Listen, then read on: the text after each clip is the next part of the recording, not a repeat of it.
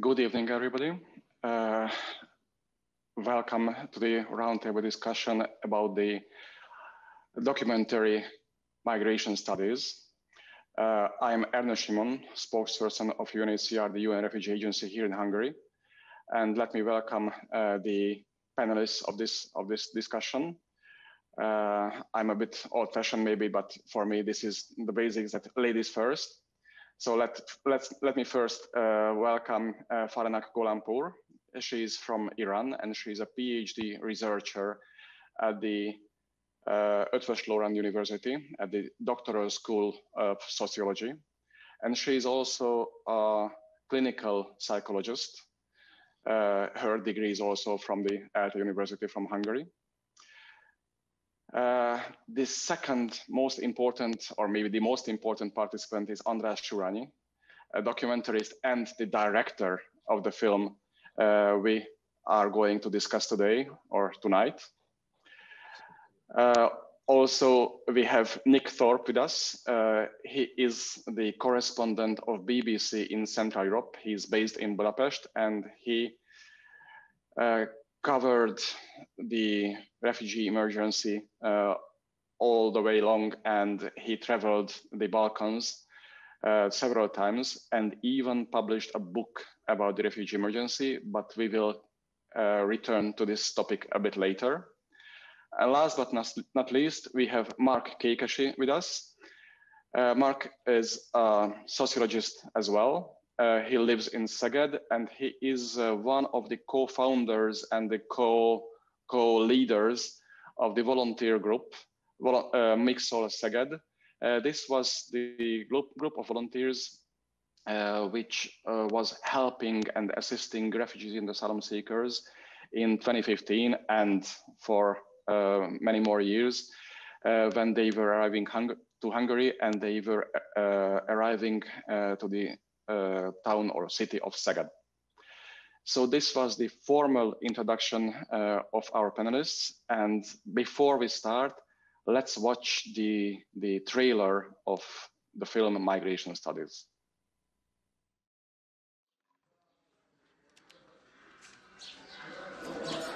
Ci lo solo Dio, che così la vita è bella e vuoi lavorare, io lavoro qui, io taglio l'erba, prendi spazzatura e così.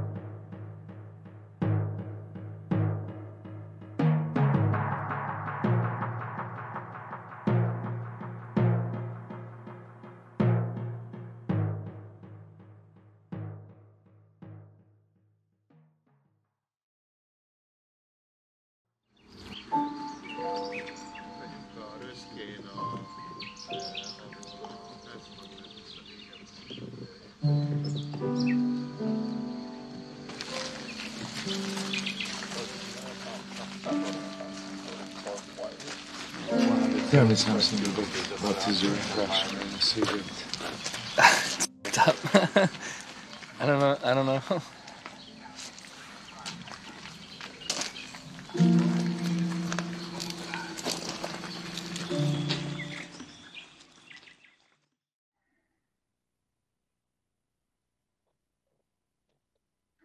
So, migration studies.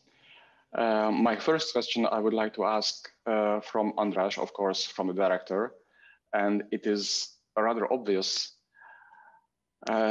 This whole story is about a seemingly simple study visit of US students to Hungary. And it is really interesting. Why did you decide to make this movie? Why did you decide that this story is interesting? What did you expect when you started working on the story? I think so. If I try to answer your question honestly, that was a kind of a self-mirror to me, to us, when I did the first step to shoot with the students. That means that I was working a long period on the minority studies in the ELTE with international groups, and to show and to discuss about the media culture, about the film linguistical questions. But that was the moment with that group when I met with Professor Jehuda Lukács that I saw that it's a very, very strong and very clear moment that when we try to move to the camp to meet so-called refugees, that is self-reflections. What about their roots, how they grew up, which kind of backgrounds they bring with their own stories, own life, and how can we discuss about it that we are almost in different meanings, but we are all refugees in our life, not just the political conditions, but as a cultural field. And for example, in the American students, they are coming from different backgrounds, absolutely different cultural and traditional packages, and how they can be sensitive and how they can react that a situation which was at the Hungarian board, that these people, so-called refugees, were just in camps, and almost the less right what a human being can live and can use in his life. So that was the personal motivation. And well, sorry, you have just said that all these students came from various backgrounds. Still, by watching the movie, I had the impression that most of them were either refugees in their childhood themselves or were descendants of former refugees or migrants. What did it add to the film? When we met at the first time, that wasn't so clear to me. Of course, I have some impressions that someone has a Mexican name, or sounds like a Russian name or something which is strange or different to me. But and we were together and started to discuss. It was very clear that they grew up in a various or very, very different, complicated situations. And it seems to me almost like my childhood, that how I was a refugee in my whole life, but I was a Hungarian. I grew up in Hungary, in a Hungarian family, but after the Holocaust, my situation was almost a kind of form in the Budapest so-called ghetto as a refugee situation, personally or psychologically. I see. Nick, Márk, both of you, maybe in different roles, but both of you were deeply involved in the refugee emergency 5 years ago, or more than 5 years ago by today. Márk, the first question is to you. Actually, those who have already seen the movie, those can recognize you because you are one of the actors or protagonists in this film. So you helped, I understand you helped a lot the making of this movie because you knew and you still know the situation, and you know the places where to go and what to show to even to American students. Still, this movie was made more than 3 years ago. I mean, it was filmed more than 3 years ago. Could you just tell me what are your impressions? What has changed in the last 3 years and what has changed in the last 5 years in Hungary and at the southern borders of Hungary? These were quite turbulent years in terms of politics, and for social scientists, this whole immigration and refugee. I don't like to use the term crisis very much, but let's stick to this for a moment. Is kind of a gold mine because it provided us with a lot of inputs, unfortunately. The happenings, people's reactions, politicians' reactions, and the aftermath of the events. And it was changing quite rapidly from spring 2015 until today. Maybe I could say until the arrival of the new enemy, the coronavirus. Our government and most notably our prime minister was speaking about nothing else but illegal immigration, both in the domestic political sphere and abroad. And what has changed, because it was filmed in 2017, if I remember correctly. The main difference was the border fence that was erected in the summer of 2015. And since the border fence was put up, new asylum laws were passed almost every other month, and the people who were seeking asylum or trying to get protection in Hungary were facing different circumstances and a different way of welcoming or not welcoming into this country, given the fact that the number of people admitted was changing quite frequently. So I think we've been through very dense times, and the film itself shows a particular moment in time, which was actually 2017, but it could have been earlier or later because people's attitudes were not changing as rapidly as the political actions in those days. And now we all know that, or we might know that there is 0 people admitted to Hungary as asylum seekers since the onset of the pandemic, and we're waiting for what's going to be happen after the virus situation is gone. Nick, I already mentioned that you published a book about the refugee emergency. And this is a very unusual story because your book, even though you are from the UK and you work for the BBC, was first published in Hungarian here in Hungary. And only 1 year later, last year in 2019, it was published in the UK. So this book is mainly about 2015 and maybe 2016.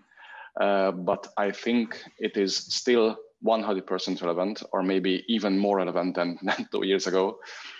What do you think? What is the main message of your book, and what is the main message of the refugee emergency of 5 years ago for the audience of this film, Migration Studies, today in 2020?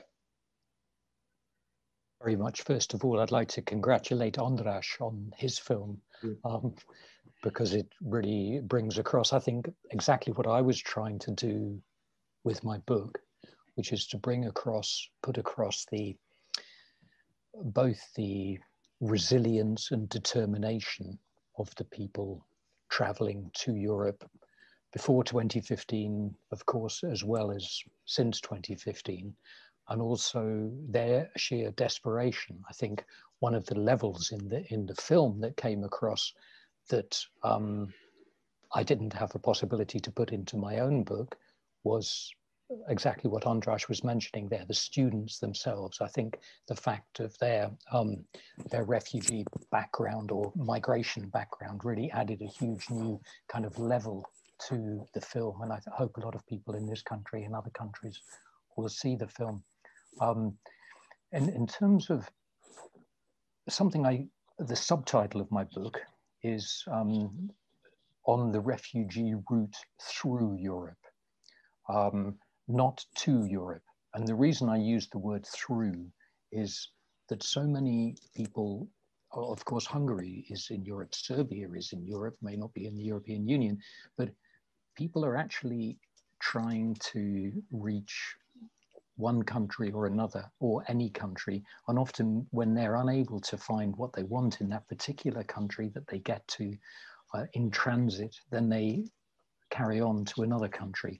I think where we are still at with the whole refugee issue, the whole migration issue in 2020, we haven't even reached the point yet which we reached 100 years ago in the early 1920s, when as part of the response of Europe at that time to the refugee emergency after 2 million people, similar number to those who've arrived today, coming from Russia at that time, escaping from the Bolshevik Revolution, people escaping from the conflicts in the Balkans at that time, the exchange of population between Greece and Turkey. And then one of the tools which Europe managed to put together at that time was called a Nansen passport, which basically gave people the right. It was named after the great humanitarian, the Norwegian Fridtjof Nansen, and he was able, with the help of the League of Nations, to issue a document to those people. And the basis of that document, it would be a bit like a Schengen visa today, namely that if you couldn't find the place that you wanted to be, you couldn't find work, place for your children to study or whatever in one European country, you had the automatic right with a Nansen passport to move on to another country. So what I was trying to do with that book was to show both what András was showing in the film, you know, the resilience and the determination of the people and their sheer desperation, but also to look forward at some of the solutions, some of the tools. And I hope in the course of this evening, maybe we could perhaps towards the end talk a little bit about, because this is really not a hopeless situation. There's a great deal of experience at the UN Refugee Agency in all our communities around the world in handling this issue. It shouldn't be too difficult to handle the migration of people and the fleeing of people and maintain their human rights and their dignity without threatening our own societies. Actually, I made a mistake when I asked this question because I didn't mention the title of your book, and you yourself, you mentioned only the subtitle. So the title of this book is The Road Before Me Weeps, in Hungarian, Az út sír előttem. And I think this is really important, just like migration studies is a must watch or must see for all those who want to learn more and to understand what was happening in the last couple of years in the Balkans, in Hungary, and in Europe. Your book, The Road Before Me Weeps, is a must read for all these people who want to understand what is happening around migration and around refugees in Europe. And just the reason I use that title, in fact, it's actually a Hungarian folk song, Sír az út előttem. And the reason I chose that, it's not actually a song, a folk song about the migration experience. It's about a love story from Transylvania. But the reason I chose that was to try to help Hungarian readers in particular to engage with people on the road as genuine people like themselves. And I think in this great migration debate, or any debate nowadays, things are so polarized. It's really important that we find ways of talking to people that disagree with us and have a genuine debate, because I really feel in this country anyway, there hasn't been a proper debate yet about migration or refugees. And I'm sure this film will help. I think, Faranak, for you to engage, it is a very easy task. especially because you are from Iran. And even though you are here legally in Hungary with a legal student visa, still when you were traveling the region, you have already traveled to Serbia, to Bosnia-Herzegovina in the last couple of years, you had the chance to meet several Iranian asylum seekers in the region. So for you, this must have been a very special experience, and your experience must have been very different to ours. What were your reactions when you met your fellow Iranians as asylum seekers here, and what were your reactions to their situation, to the challenges they had to face in the region? Actually, my research topic is about regular migration and with focus on Iranian asylum seeker in Europe. So in 2017, I read in news that Serbia lifted visa requirement for Iranian citizens. So on that time, a lot of Iranians just traveled by plane from Iran to Serbia, and then from there crossed the borders to somewhere else. So I was interested to know that what's the reason that they are coming to Serbia and they are going to other countries and applying for asylum.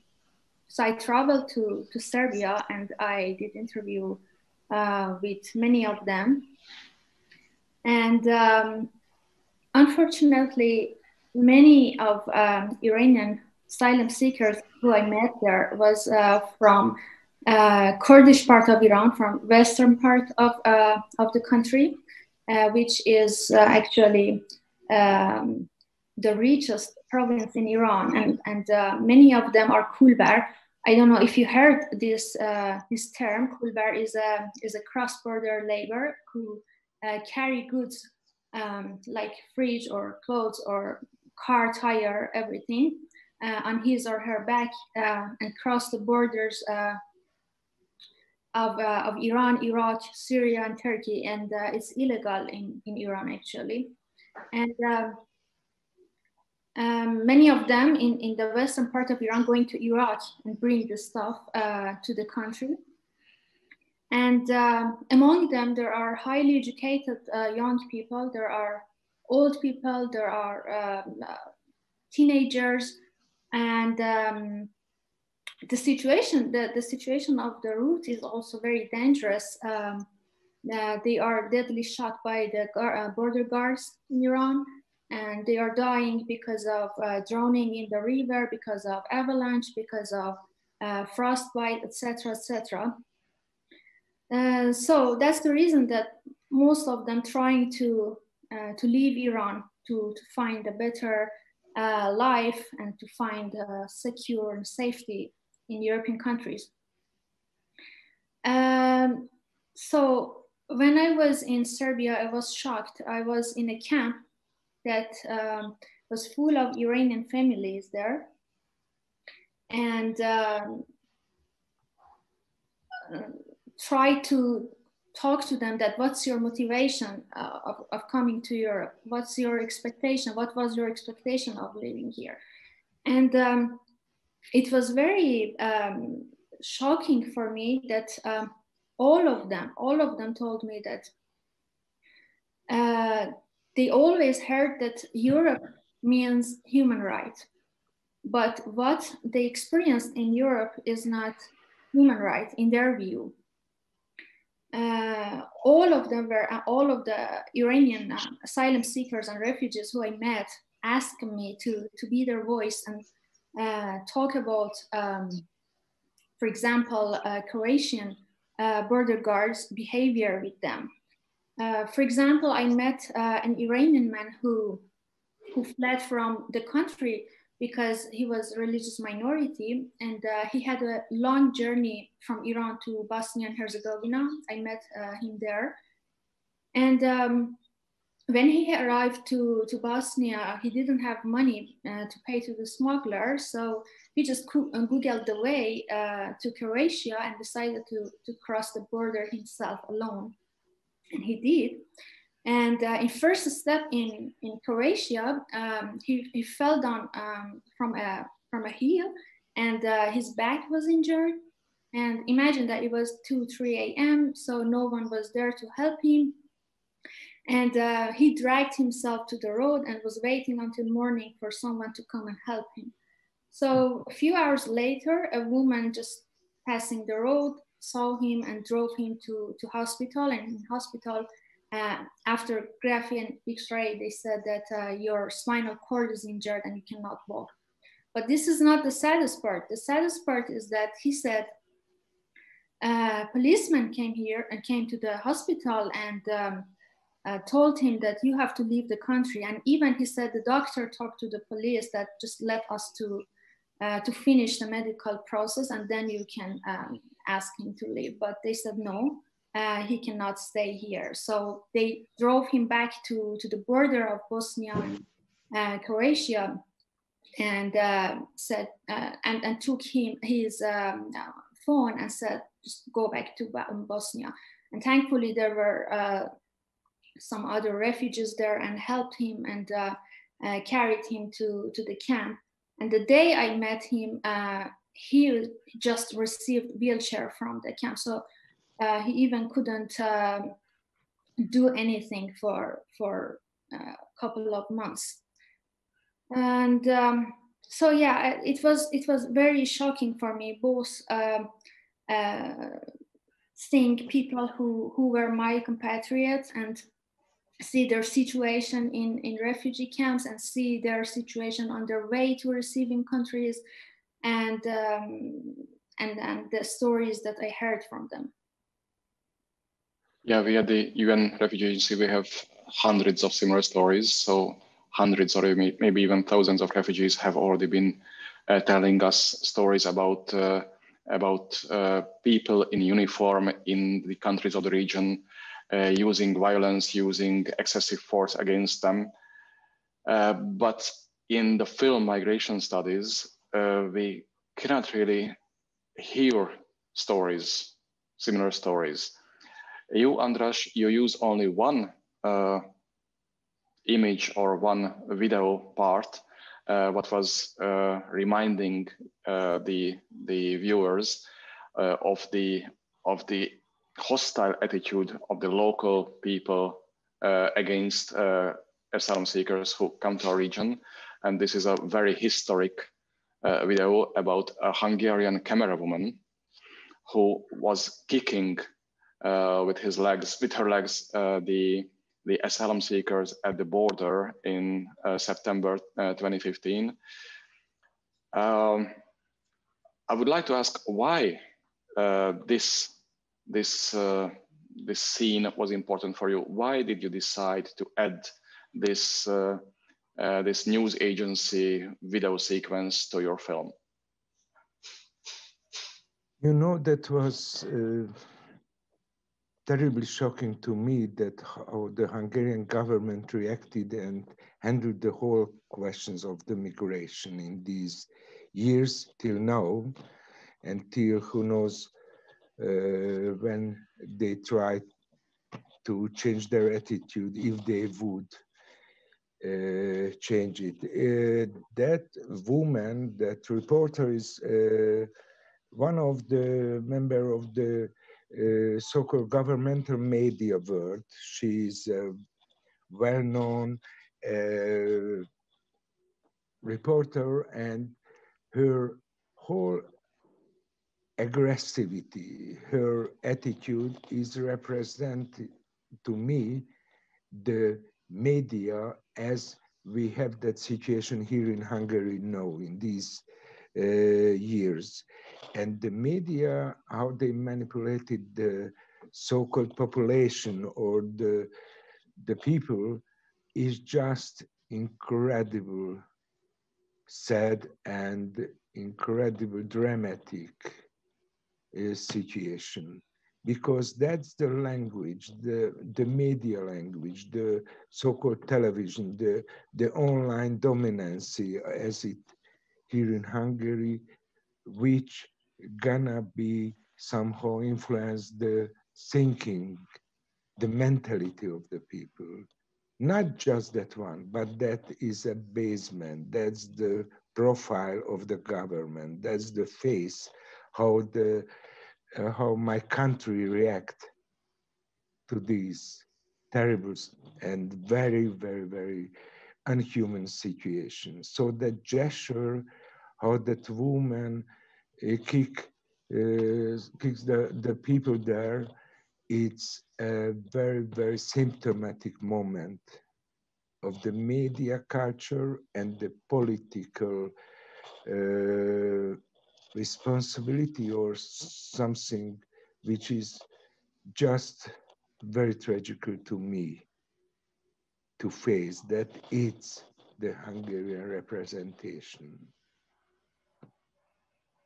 There is another historic image used in the film at the very beginning of the film, and this is the comparison between the Hungarian-Serbian border fence and the Berlin Wall.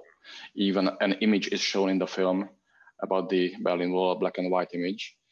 And I would like to ask Nick about this comparison, because this seems to me a rather obvious one. So regardless whether it is a politician, NGO activist, or a journalist, many of us used this comparison in the last couple of years, the Berlin Wall and the border fence. For you, as for a journalist, what do you think, what the main similarities and what the main differences are between the Berlin Wall and the border fence? Yeah. Interestingly, Viktor Orban himself once, I think in a response to a German reporter in August 2015, he said, he was asked about that similarity. He said, well, if this is an Iron Curtain, then this one is for us, and the one before, the old Iron Curtain, was against us, something like that. So even he accepted that there are similarities with it. Obviously, you know, the physical, to erect a physical barrier across Europe or across a part of Europe, for whatever reason, you know, it is a fence, it is a wall of some kind. I think it's up to a point, I think it's a useful comparison. I think it's also true that many, you know, when we speak about refugee issues, I think anyone that's forced to flee their country because of poverty or because of war or because of persecution, there are a lot of similarities between them and other people. Many on the right in Hungary would reject any comparison with 1956 and people who left Hungary then. But of course, many people then went to Austria and then didn't stay in Austria, but they simply carried on to other countries. The country of first safety was not the country that many Hungarians chose then. But to come back to the Iron Curtain, I think the big question with the Iron Curtain, looking back in retrospect, it's hard for people to believe today that Europe was once divided by that fence. And people remember 1989, the pulling down of the Berlin Wall, which I saw for myself in Berlin and other places across Eastern Europe. I think one has to look to a time in the future when the Hungarian border fence will also be taken down, when the fence between Bulgaria and Turkey, between Greece and Turkey, comes down again. I mean, if we believe in human dignity, as the film, as András's film made very clear here, you know, there's this mention, I think it's the Russian woman Ekaterina at the very beginning of the film, who says that she can't believe that we're putting up barriers again. And of course, people will always put up barriers, but I think there'll always be other people arguing why those barriers need to come down. I think it's a sad comment on, I mean, we had that image from the film of the Cameroon woman trying to trip up refugees. Then it's a sad reflection on Hungarian politics today that no Hungarian opposition party would dare campaign for the next election on a policy to take down the border fence. It's, you know, the current government has so much dominated the agenda, I wouldn't call it a discussion, but the agenda, that no one, it would take a very brave Hungarian opposition politician to stand up and say, we'll take the fence down. if we win the election. So it's a offense is offense. And the Russian participant, Lady Ekaterina, she only had a few days to discover what it is like to be, get stranded outside the fence, because she unfortunately only had a single entry visa to the Schengen zone, and she left Hungary to Serbia, and she was not allowed to go back to Hungary. So Professor Yehuda Lukács had to handle the case, and they went down to Belgrade. But that's a different story. But it's a coincidence that she was speaking about walls, and then in no time she found herself locked outside of the Schengen area. Wow, it was a first-hand experience. It's a very straightforward experience for the lady. Yes. But you know what you were asking me, and you know what personally I got from the film, that I clearly understood that the fences are in our mind, in our psychological package, how we can accept that kind of political pressure and attitude what we have in that situation here. It's built up in our heart, in our mind, the fences. And that's the most terrible thing, how our children get it. And somehow that's the so-called normal attitude, the fences and the borders and the differences between us. So that's the real tragedy in that situation. Yes, actually the border fence along the Hungarian-Serbian border and along the Hungarian-Croatian border has been the reality for over 5 years now. For you, Faranak, I think this is also very important experience, because you, as an Iranian citizen, you must have a Schengen visa in order to be able to legally stay here in Hungary. And when you travel to Bosnia and Herzegovina, you travel to Serbia, you must ask for different visas, and you must cross borders with your passport, with your visas. What is your personal experience? Did you have any stories when you were crossing the Hungarian-Serbian border, for example? Well, I traveled to Serbia by train from Budapest, and it was very interesting that I had my visa and I have a residence permit card, and you know that by train they will stop in each border, in Hungarian part and in Serbian part, to check the passports and visa. And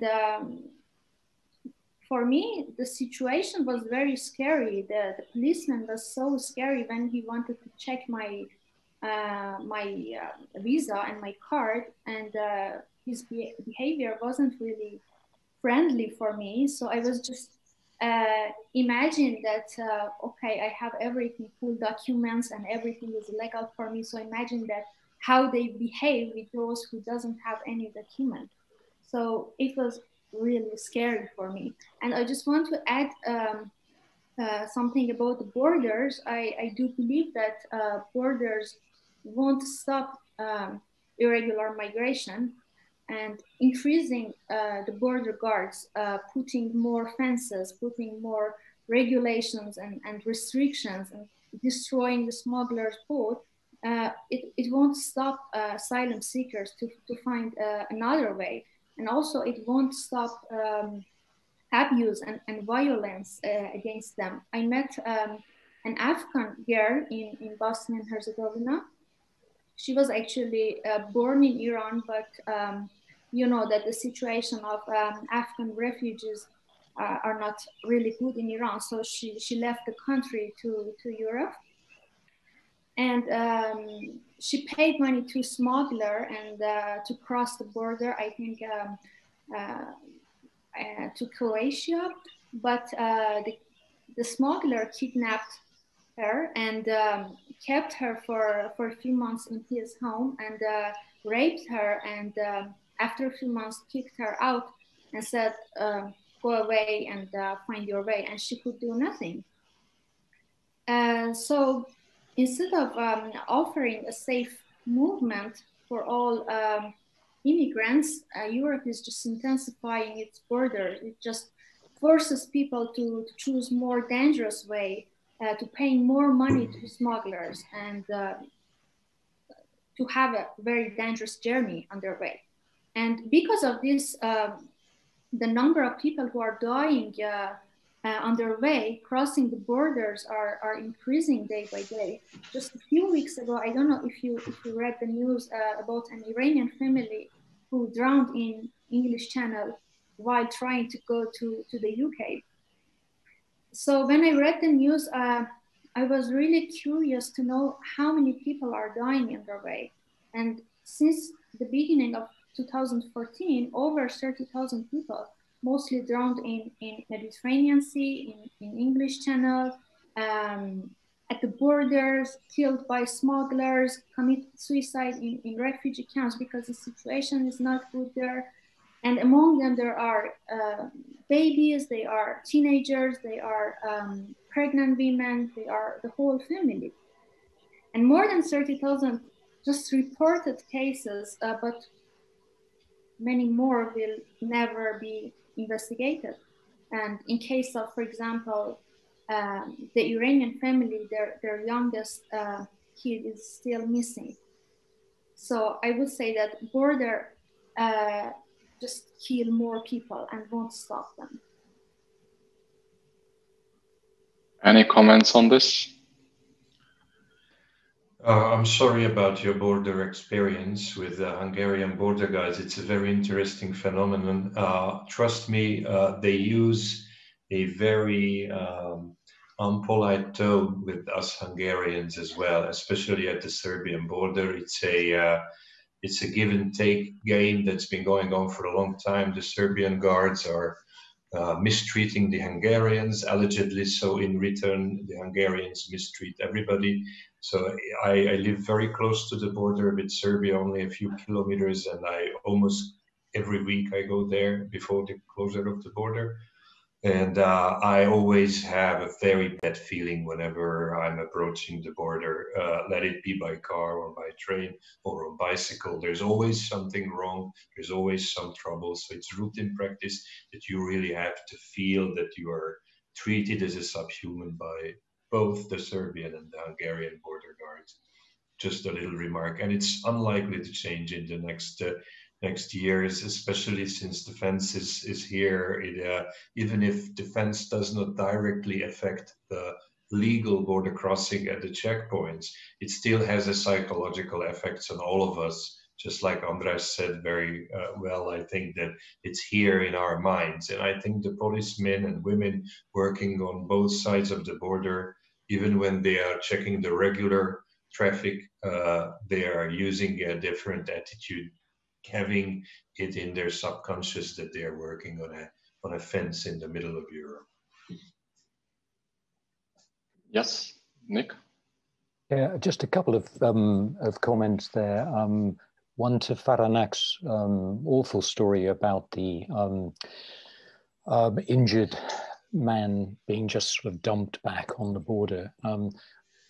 Just to say something positive about the Hungarian authorities here, in my experience, the medical care given to people, whether at Röszke and Thorpe, when the transit zones were still open, but in a particular case that I followed very closely, which was from October 2017, so very much when this film was being made, of a group of Yazidis who'd crossed the border from Romania into Hungary, were in a van with smugglers. The van crashed.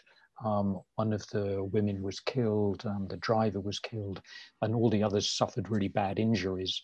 They were then treated for their very bad injuries in the hospital in Orosháza in Szeged, and got surprisingly good, amazingly good treatment, considering they were in the country illegally.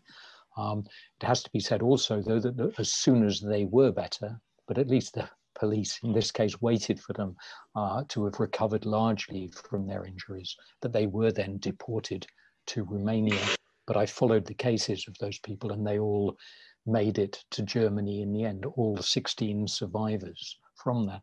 And that brings me on to the other point I'd like to make, because I think one can have the impression watching András's film that it's actually impossible to move anymore, that the people stuck in Šid or in Subotica, Sobotka can never get through. But in fact, people are continuing to get through. But then, you know, this is exactly what Faranak just said. The only way to get through is with the help of ruthless smugglers in many cases, for whom the people are on the road are completely vulnerable. So there actually is no way of getting through legally anymore. I followed the case of a Syrian woman and her 3 children who was on this march in February this year from Subotica to Kelebia, to the Hungarian border, which was an attempt to bring the attention of the world media to their plight. After that, I followed the fate of this 35-year-old Syrian woman and her 3 children, aged 16, 11, and 9. And they were sent back to a camp in southern Serbia in Vranje. And in the end, they, with the help of smugglers during a lull in the COVID situation, they managed, after 6 weeks on the road, to get from Serbia to Sweden, which is where the family, the parents of the woman and her brother were already, and now they've applied for asylum there. But it was shocking and surprising for me, even after years and years of following this situation, how they had absolutely no alternative but to risk their lives, not just to one smuggler, but to several smugglers. And you can imagine what it must be like for a 35-year-old woman, a mother with her 3 children, one of whom was a 16-year-old girl on that, and you know what they went through. Just on a light note on that particular story, the Syrian woman in question told me that on the phone from Sweden when she got there, that she walked so much in those 6 weeks to get from Serbia to Sweden that her feet size increased, that she used to have size 37 feet and she had size 38 by the time she reached Sweden. Oh, well, I think Faranak is still absolutely right about the border fences and about the other physical obstacles, that they have very dramatic, sometimes even tragic consequences. And yes, border fences, other physical and legal obstacles, they most of the time they only force asylum seekers, migrants, refugees to look for alternative routes and alternative ways to reach their destination.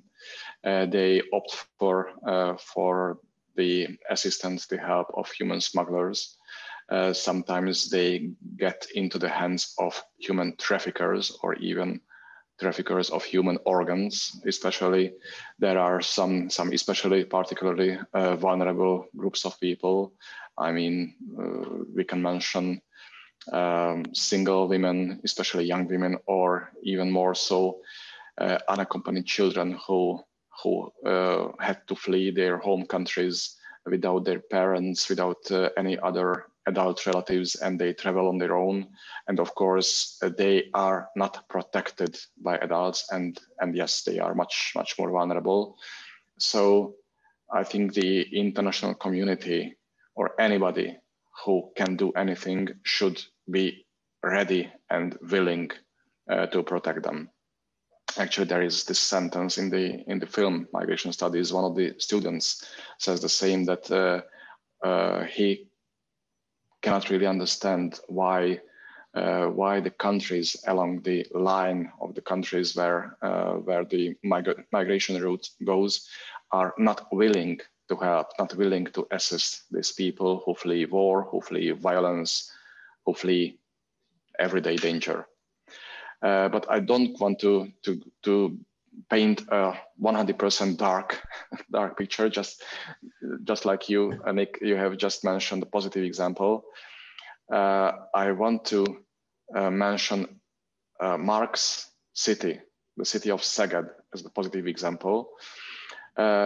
Hungary and most likely a large part of Europe could have the impression in 2015, mostly due to your activities, that Szeged is a rather welcoming city, especially in this very special Hungarian environment. And it was due to the activities and efforts of your volunteer group, MIGSZOL Szeged. In a couple of days or weeks, you managed to, not even to recruit, because there was not a recruitment campaign, it was quite a spontaneous process. You managed to recruit hundreds of volunteers in the city, and people were coming to the railway station in Szeged and offering all sorts of help, what was needed by the refugees. I would like to ask you if the situation, if the general attitude in Szeged is still similar, or the last 5 years have changed the mentality of people there. Thank you for your very positive comments on my fellow city dwellers in Szeged.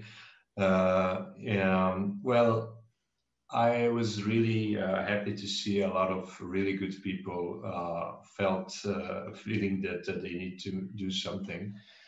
Yeah, but we also have to think geography for a moment, that Szeged was the first major city on the so-called Balkan route back in 2015. So we were the first, not just because we are so special here in the city, but because we are geographically located in a position that was, first in terms of the refugees and asylum seekers getting through.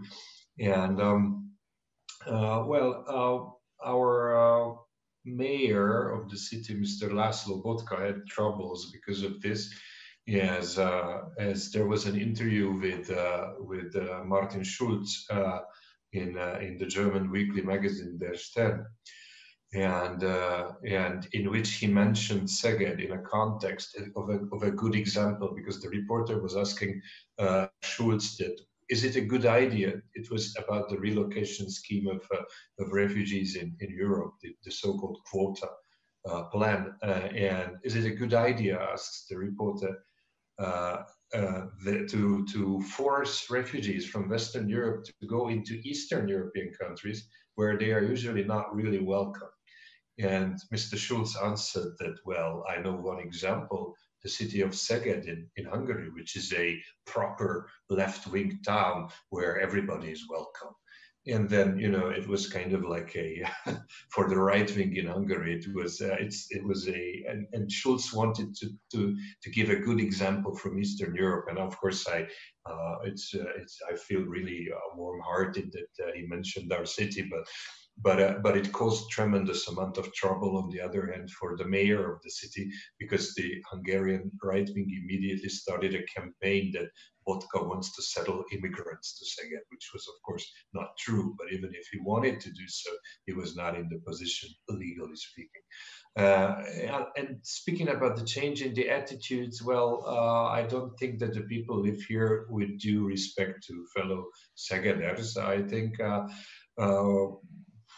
they are unfortunately prone to all sorts of manipulations and targets of different propaganda activities. So it's, but on the other hand, we are a university city in the gateways of Hungary to Romania and the former Yugoslavia. We saw a lot of refugees here in the end of the 80s from Ceausescu's Romania, and in the 90s during the Balkan Wars. So probably it was a city that, compared to other parts especially in rural Hungary, people were somewhat more welcoming. But we saw other things that I want to talk about the good things, but the big thanks goes to all those people who contributed to our initiative back then and ever since. So, but thanks for not forgetting about them, Ernő. It was really nice. You, András, during the making of the film, you met lots of volunteers yourself, and they are presented in the film Migration Studies too. What was your impression? What was your opinion about their efforts, about their attitude, about their activities? I think so. I'm not optimist. I'm just realistic. By the civil society, we got a lot of help. Especially, I would like to say thank you again to Márk, because he and his group and friends helped to us a lot.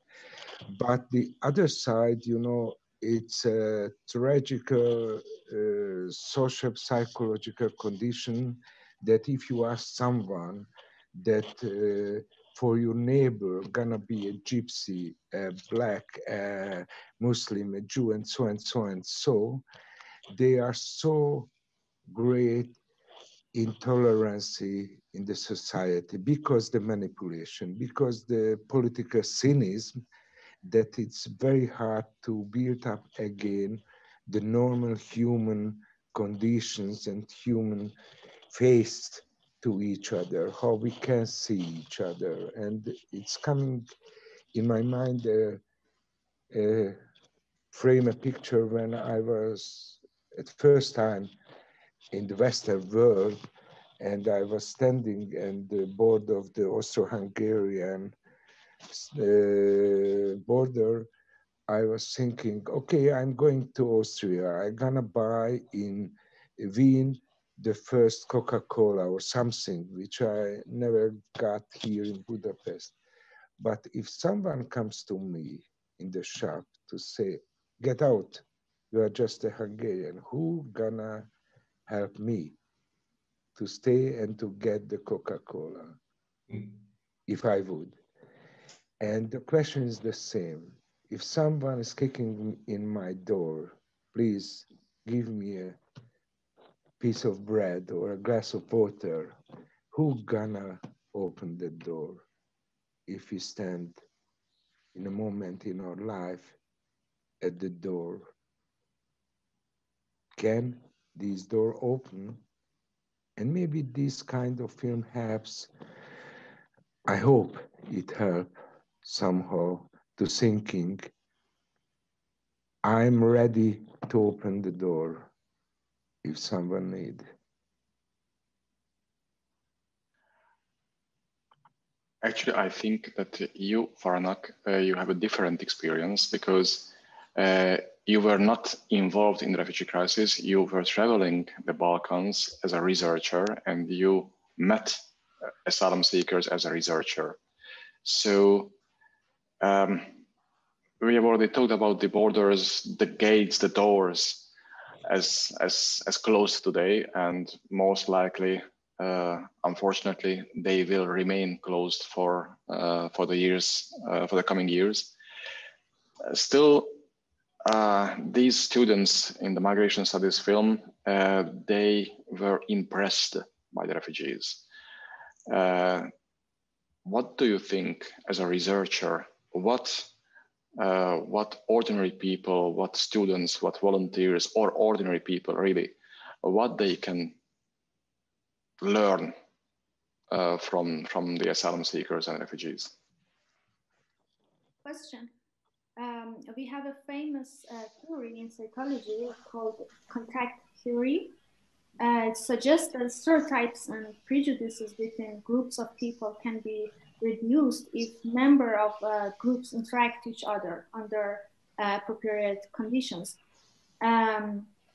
So you know that many refugees and asylum seekers are coming from Middle Eastern countries and African countries.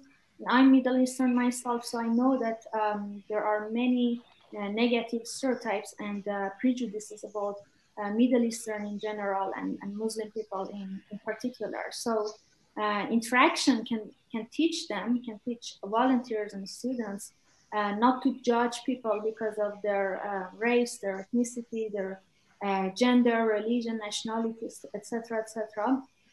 And we are all human beings with same needs and same dreams. And the most important thing that I learned myself in my trips in transit countries, in Serbia and Bosnia and Bulgaria, is that kids are kids. It was mentioned in your movie too. Some students said that it doesn't matter that from where they are coming, they are they all just want to be happy, want to have fun, want to play. I saw many kids in refugee centers in transit countries. And for these kids, no matter what's going on around, no matter how terrible is living in a refugee camp, no matter daddy calls you to come and pack the stuff because we want to cross the borders, doesn't matter. They just want to be happy and play. So let's them to be happy. I want to share another sad story. I met a family in Bosnia, like the whole family left Iran altogether, 8-9 people, father, mother, children, grandchildren.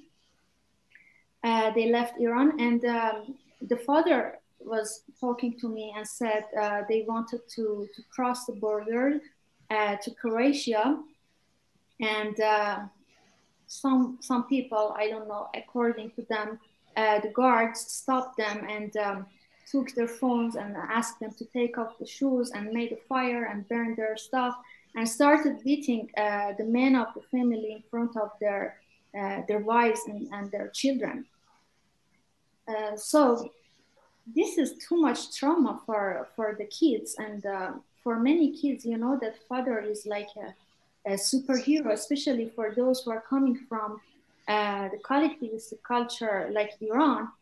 Father is like God, like a brave man for kids. So let's just give them happiness and support them emotionally. So I'm sure that volunteers and students can do this, as they mentioned in your movie too. I can only confirm what you have just said about this contact theory. We have a Hungarian social research institute, Thorpe, and they have been conducting a very special survey for some 3 decades now about the level of xenophobia and intolerance against the strangers, so-called, here in Hungary. And in 2015, in the first half of the year, the level of xenophobia and intolerance was on a much higher level. And then in August, September of the same year, when the country was full of asylum seekers and migrants, when you could see and you could meet asylum seekers all over Budapest, all over Szeged and other places in the country, when people could have very personal experience with these people and could see that they are absolutely not dangerous, they are absolutely the same like you and me and all of us.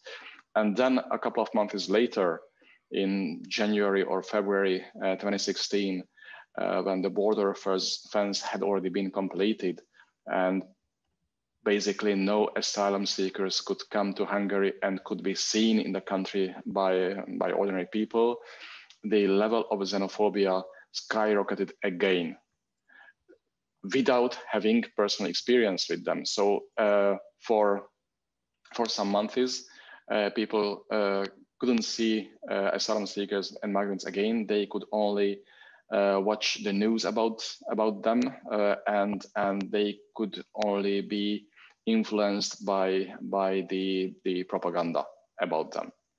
So yes, this contact theory, I think it is a perfect one. What do you think, Nick?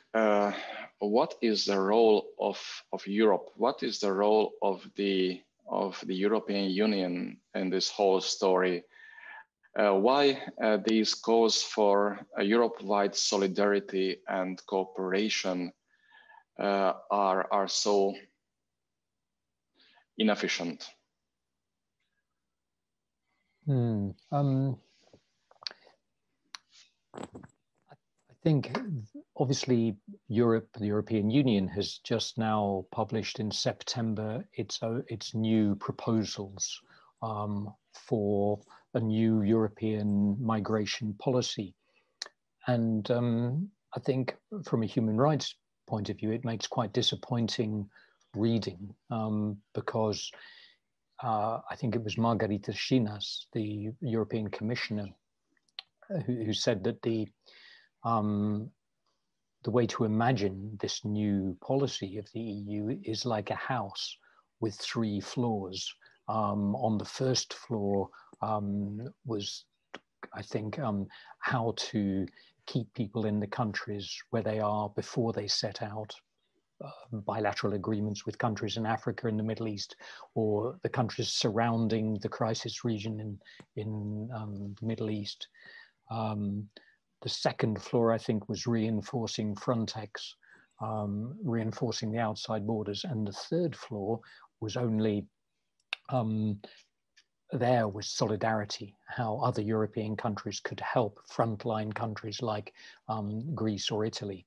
So what Mr. Shinaz seemed to forget was that every house has a ground floor as well.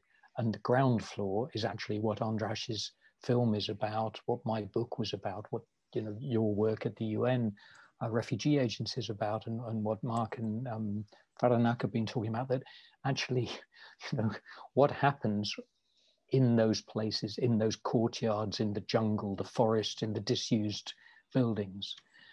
But that said, if one looks at the global European situation today, one can have the impression that the populists, the anti-refugee, anti-migrant leaders have sort of won the argument. And on one level, they seem to be winning the argument. But then if you look at the degree of solidarity shown, and which continues to be shown in a country like Germany, or in a country like Austria, or in Sweden, there is still a huge effort by individuals, but also by local communities across Europe to, if the people can get there in the first place, which as we can see is very, very difficult, but the people that have already made it are being given a chance to prove that they can contribute to those societies. I think the woman who had Mexican El Salvadorian parents right at the beginning of the film mentioned that she'd actually joined the military in the United States so that she could contribute something. She felt Mexican, but she also felt patriotic to her new society, to the United States. And so I think even though it can seem like whitewashing, or it can seem too romantic or sentimental to tell positive stories, in András's film, when the guys asked, "What are your dreams?" And he said he'd love to have a company of his own. I remember stories that I've been told by a Yazidi woman, Aidi, who said she'd love to work in an office. That was her dream, to work in a boring office, to have a normal life. I once asked an Afghan refugee asylum seeker at that same camp in Subotica what his, about his own his own dream, and his was to live beside a lake because he loved to swim. Just very simple, very practical. I think Márk was there at that occasion with Lotzi Hartai. So I think there is, it would be easy to despair, but there's no reason to despair. There's a great deal of excellent work of solidarity going on. There's a lot of work going on to try to treat people with dignity. One of the sort of bogeymen of the Orbán government at the moment is Gerald Knaus from the European Stability Institute, who was heavily attacked in Hungary in September. And Gerald gave an interview to Heti Világgazdaság, to HVG in Hungary, and he said, no one is saying that all borders should be wide open, that there should be uncontrolled migration, but there's never been uncontrolled mass immigration. What the debate is actually about is, obviously countries have their sovereignty and have a right to limit or control in some way who enters that country. What the debate is about is where you set that barrier and how, in the process, how to maintain the right of asylum, the right of refuge, and also how to maintain human dignity. And when countries are failing to do that, like Hungary, like Croatia, like many countries today, that's the problem. And I think many people across Europe, probably most people across Europe, understand that. Currently at the European level, now it's getting very clear the gap between old and new member states of the EU. There are obviously many difficulties, not just at the economical level, but also the historical background of these new member states, these small nations in Eastern and Central Europe, which only gained independence a few decades ago. And they were, for most of their history, parts of bigger empires, ranging from the Ottoman Empire through the Habsburg Empire, and finally in this part of the Soviet Empire or its satellite states. And, you know, we, as Central European small nations, most of, talking social psychology again, it's an identity question that our identity as groups or nations in Central Europe is largely based on these wounds from the past, these injuries in our history, and the trouble is rooted from, at least partly, from the fact that these identity narratives contain elements of being oppressed or occupied throughout history. And finally, we gained our independence. And many Hungarians, Czechs, Slovaks, Serbs, you name it, are feeling that this is at risk, and politicians are abusing this feeling. And actually, it's quite fruitful for populist politicians to play this game that, you know, Mr. Orbán especially loves emphasizing that we have to protect. This is one of his frequently recurring, that we have to protect everything. Everything is at risk. We're going to lose everything if we don't fight for it, which sounds heroic, but as a matter of fact, it's not true. But this is, what I wanted to say is that this is a sensitive issue, and Western Europeans are, especially those who were born into a safe and sound country that's been quite functional for maybe centuries back in history, to what extent this issue is sensitive in Eastern Europe, the independence, the sovereignty issue. Nobody should tell us what to do, you know, and it's not just a political mantra. It's really anchored in the thinking or the mentality of the people here. In the refugee/immigration issue is really hitting hard, this question, especially how politicians are abusing the situation. Actually, many Europeans, maybe the majority of Europeans, think that Europe is particularly targeted and is the destination continent for most of the refugees all over the world. And this is not true. According to the official numbers, 85–86% of the asylum seekers and refugees worldwide go to the neighboring countries next to their home countries. So some 85–86% of the refugees live in very poor developing countries. They find refuge, they find safety there. Only we can talk about a one-digit number, so some 5–6–7% of the refugees globally come to Europe and ask asylum here. It is rarely mentioned in Europe, even more so in Hungary, but Iran is one of the biggest refugee hosting countries in the world, even though there are some people who flee Iran and become asylum seekers and refugees elsewhere. But could you tell us something about the differences? What is the attitude towards refugees in Iran? I mean, both from the authorities and from the general public, against what you see here in at least in Central Europe, Faranak. Yeah, the borders in Iran are open, especially in the eastern part.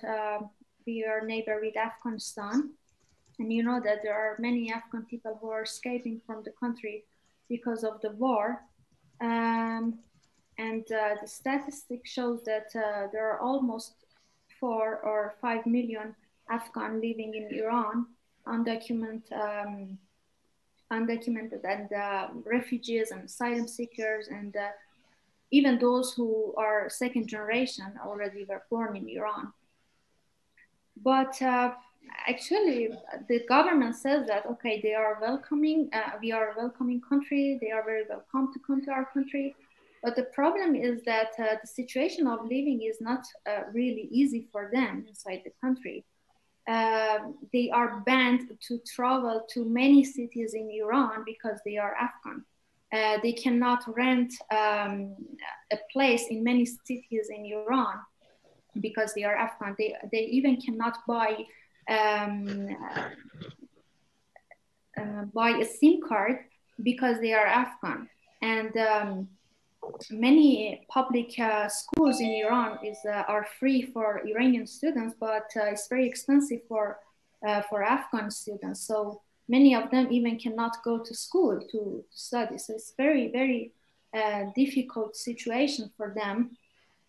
And the public opinion about them, even the public opinion is not, I would say, is not good. Many people think that, okay, Afghan people are here, they will take our jobs, and they will get everything that is for us, not for them. So it's better to go back to their own country, not just staying. And if they start to complain about some issues, I mean, those Afghan people start complaining about some issues in Iran, people in general say that go back to your country. It's not your country to complain. So the situation is not really good for them. And it's very interesting, those Iranian refugees and asylum seekers I met in transit countries, they said, now we can understand that what's going on with Afghan immigrants in Iran. Now we can understand, because we can see that how others are behaving to us. It's the same that how we behave to Afghan refugees and asylum seekers in Iran. Yes, we have a very similar experience, by the way, here in our region and in Hungary. Sometimes when we conduct some surveys, I mean, with the UN Refugee Agency, it makes a difference when we mention the Hungarian refugees who fled the country after the revolution in 1956. But it is even more important to people today when we mention their own relatives today, their own parents, children, brothers, sisters, who today work and live in the UK, in Germany, in Sweden, in other Western European countries. And when we try to speak about them, we try to compare their situation to the situation of asylum seekers. Yes, they can relate much more easily to the challenges refugees, asylum seekers face in our countries than without those personal stories, personal relationships. In the meantime, we lost Nick for a minute, I think for some technical reasons. Welcome back to discussion. I hope it is not because we are already approaching towards the end of our discussion. So this is not the warning of the system, of the internet system. But still, I have many questions. And actually, if you have questions to each other, please feel free to ask each other as well, because this is a live discussion. András, just like Nick's book, The Road Before Me Weeps, your film is absolutely relevant today. And even though it was made 3 years ago, I think it has a message to the Hungarian or to non-Hungarian audience as well, all over the world. Do you have any specific plans still with the film? What do you want to do with it today? That's a hard question. My dream or hope was that we can show that film, for example, in the Hungarian television. there was no chance, never ever to show. Sometimes in small groups in the university or some kind of civil association. The hope that somehow that film can be used by students on different universities. And right now, there is a chance because the American universities ruling with the film as a background information or some kind of information to the students for free. That's a chance and a hope that maybe an organization or a university organization can help to show the film. The other is that I would like to follow this kind of research with so-called personal interviews. So just to show different persons' faces, eyes, to get a chance to meet, to participate, to get some kind of empathy. Not a kind of just a theoretical way, but to show that the other side of the camera, they're standing the people, a person like me, like you, like everybody. So the video, the media is a, I think so, is a chance to meet each other, to move closer to each other, and somehow to help to understand that the question of identity, the personal identity, is comparing with others' identity and to respect the others. And that's a hope that somehow we can follow that job to show persons' lives and different way of the identity and the so-called personal stories, because that's a chance to show that we are the same. Color, background, religious, and so of course different. But in the deep, we are human beings. Actually, during this discussion, Nick has already mentioned, and I know very well about him, that he always tries to keep in touch with his interviewees, let them be refugees, asylum seekers, or volunteers, or whoever else. I think it would be a great idea if you think it is feasible, or maybe you have already thought about it. Do you think you could find those people? Not only the students, I mean, but find those people, refugees and others, shown in your film migration studies, and tell the story what has happened to them in the last 3 years. Do you have these kind of plans, András? Yes, it's a very, it's a very hard question. I hope that we can follow the life of the students too, because they were very impressed and involved to work in civil association. As Márk remember, there was 2 or 3 who started to work when they turned back to USA in civil association for migrants and to help refugees. And the other, of course, it's a great need to know what happened with the people all around us, not just in the camp. In the middle of Budapest, on the Calvin Square, there is still living a guy from Somalia. He just lose the way. And he lived there at the corner of the metro station, begging and tried to ask some help. The last 2-3 months, he's just alone. And it's, for example, a man who we try to discuss and to meet and to make some video about his life, about his, let's say, story, sorry for that word, so his situation, because it's a need. That's a personal responsibility somehow to help. Yeah, and I think it's a personal responsibility, but also responsibility of the entire society, or maybe the entire Europe in a way. You're right. We have already mentioned the key word today, solidarity.